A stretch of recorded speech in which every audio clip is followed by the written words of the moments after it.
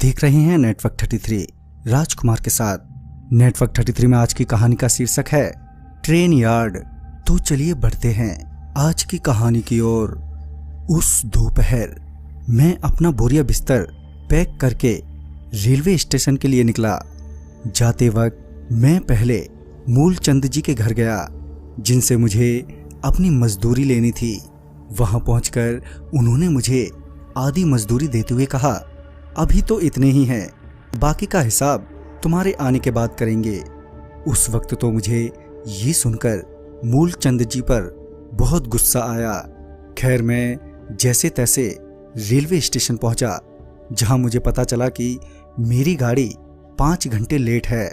आखिरकार किसी तरह 5 घंटे बिताने के बाद ट्रेन आई और मैं ट्रेन में सवार हुआ। ट्रेन में सवार होते ही मैंने पाया कि ट्रेन की बोगी खचाखच भरी हुई है। इतनी सारी भीड़ देखकर मुझे लगा कि मेरा तो दिन ही खराब है। एक तो उस हरामखोर मूलचंद ने पूरे पैसे नहीं दिए और अब ये भीड़। खैर किस्मत को कोसकर क्या फर्क पड़ने वाला था। मैंने किसी तरह अपने खड़े होने के लिए उस भीड़ में जगह बना ली। ट्रेन चलती रही, मगर अभी भी ट्रेन में उतनी ही भीड़ थी। अब मैं एक ही जगह पर खड़े खड़े काफी थक चुका था, तो मैंने किसी तरह जगह बनाते हुए वहीं बैठ गया, इस उम्मीद में कि अगले कुछ स्टेशनों के बाद भीड़ कुछ कम हो जाएगी। मगर हर गुजरते स्टेशन के साथ भीड़ कम होने की जगह बढ़ती ही जा रही थी। एक ही पोजीशन में बैठे बैठे अब काफी वक्त बीत चुका था और अब मुझे नींद भी आने लगी थी, मगर मैं सो नहीं पाया।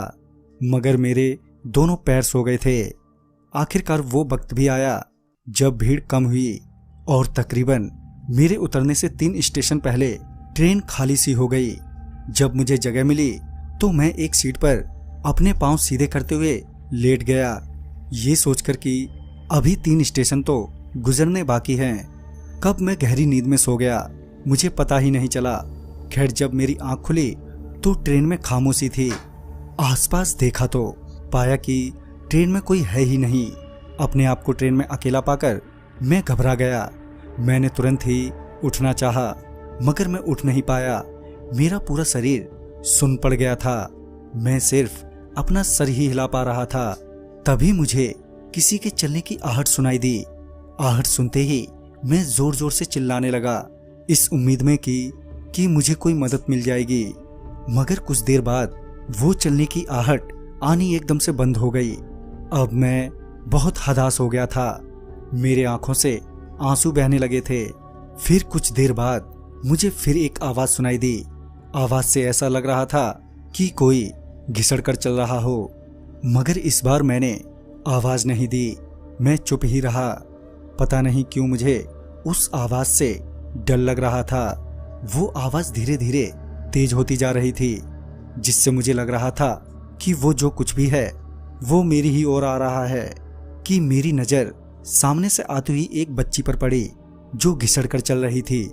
धीरे धीरे घिसड़ते हुए वो मेरे पास आई और मुझे एकटक देखने लगी।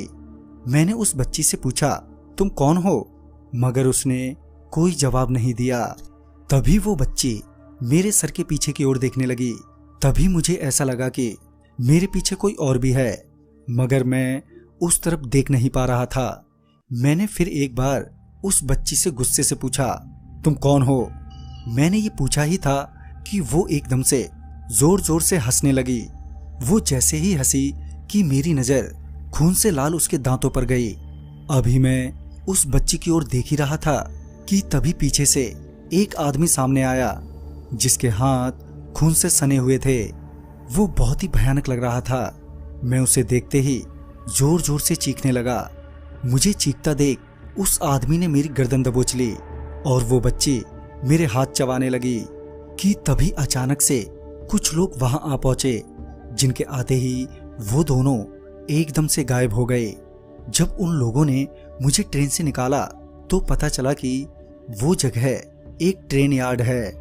साथ ही ये भी मालूम चला कि बहुत साल पहले एक बच्ची और उसका बड़ा भाई उसी ट्रेन यार्ड के आसपास भीख मांगा करते थे। लेकिन अक्सर ऐसी भी नौबत आ जाती कि उन्हें अपनी भूख मिटाने के लिए मुर्दों को भी खाना पड़ जाता। ऐसे ही एक दिन जब कुछ लोगों ने उन्हें इंसानी मांस खाते हुए देखा तो उन सब लोगों ने उन दोनों को आदमखोर समझकर बेरहमी से मार डाला और उसके बाद अक्सर उन दोनों की आत्माएं उस ट्रेन यार्ड के आसपास भटकती रहती हैं। तो दोस्तों, इस कहानी में बस इतना ही। कहानी आपको पसंद आई हो तो लाइक, शेयर और साथ ही हमें कमेंट बॉक्स में जरूर बताएं। तो मैं आपका दोस्त राजकुमार जल्द ही मिलूंगा आप ही की भेजी हुई एक नई कहानी के साथ। तब तक के लिए बाय एंड टेक केयर।